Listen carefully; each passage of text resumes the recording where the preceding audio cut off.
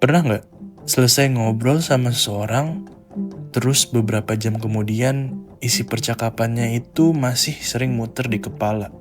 Bukan karena kita belajar sesuatu yang baru, justru karena kita sibuk mikirin jawaban-jawaban yang seharusnya tadi bisa kita ucapkan.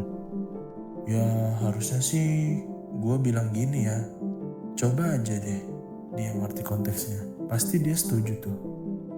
Aneh ya, bahkan setelah percakapan selesai, kita masih berusaha membuktikan kalau kita benar.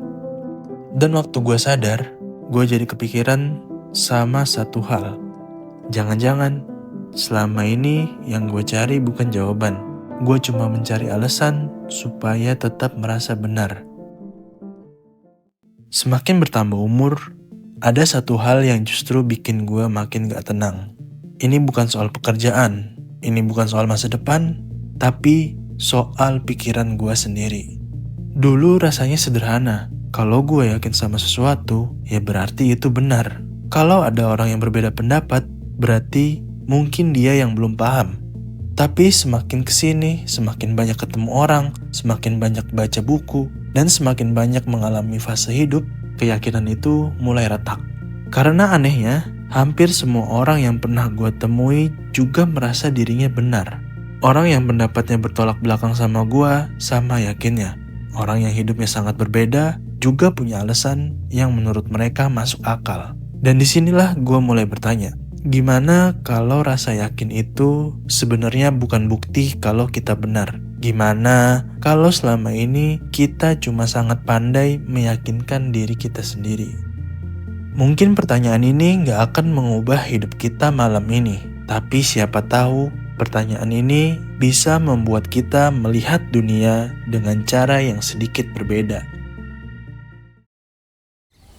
Dalam dunia psikologi, ada istilah yang namanya confirmation bias. Sederhananya, otak manusia punya kecenderungan untuk lebih mudah menerima informasi yang mendukung apa yang sudah ia percaya, dan lebih mudah mengabaikan informasi yang bertentangan. Kedengarannya sederhana, tapi kalau dipikir lagi, dampaknya luar biasa besar. Misalnya ketika kita percaya bahwa seseorang itu baik, kesalahan-kesalahan kecil yang dia lakukan sering kita maafkan. Tapi ketika kita sudah terlanjur percaya seseorang itu buruk, bahkan hal baik yang dia lakukan pun bisa terasa seperti pencitraan. Yang berubah bukan perilaku orangnya, tapi cara otak kita menafsirkan perilaku itu. Hal yang sama juga sering terjadi pada hampir semua aspek hidup. Politik, agama, hubungan, karir, bahkan cara kita menilai diri kita sendiri.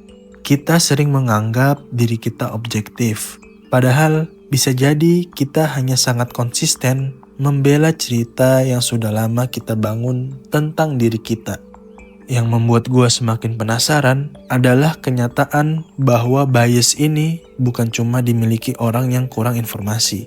Justru semakin pintar seseorang, kadang dia semakin pandai menyusun argumen untuk mempertahankan keyakinannya.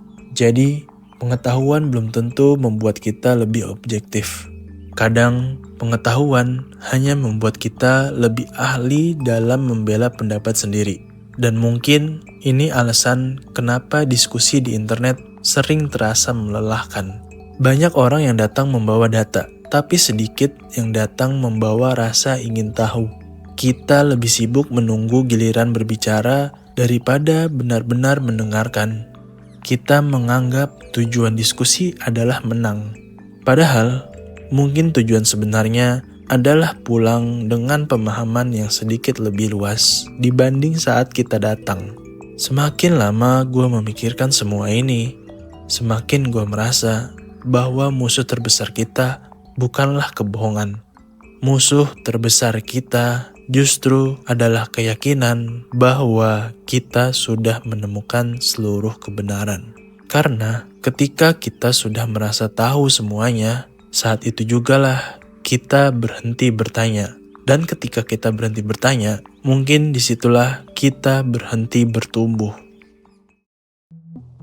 Belakangan ini, setiap kali gue merasa sangat yakin terhadap sesuatu, gue mencoba berhenti sebentar. Bukan karena gue langsung menganggap diri gue salah, tapi karena gue sadar ada satu kemungkinan kalau gue belum melihat keseluruhan gambar.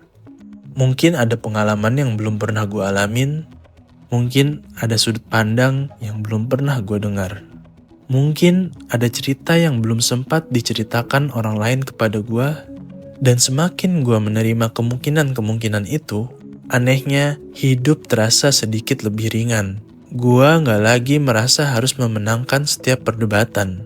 Gue juga gak lagi merasa harus selalu punya jawaban atas setiap hal. Karena mungkin menjadi dewasa bukan tentang seberapa sering kita belajar, tapi tentang seberapa rela kita mengakui bahwa kita belum selesai belajar. Jadi, kalau malam ini ada satu hal yang layak kita bawa pulang, mungkin bukan jawaban tentang siapa yang benar atau siapa yang salah. Mungkin cukup satu pertanyaan sederhana. Apa mungkin selama ini ada sesuatu yang belum gue lihat? Apa mungkin ada sudut pandang lain yang belum pernah gue dengar?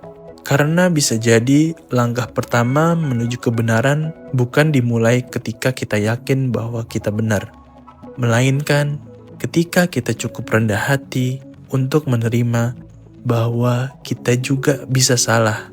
Dan mungkin disitulah perjalanan memahami hidup benar-benar baru dimulai. Semoga dari video ini lo bisa paling tidak mengambil satu hal kebaikan. Dan jangan lupa sebarkan kebaikan itu untuk orang lain. Sekian dari gua, sampai jumpa di jeda tengah malam berikutnya.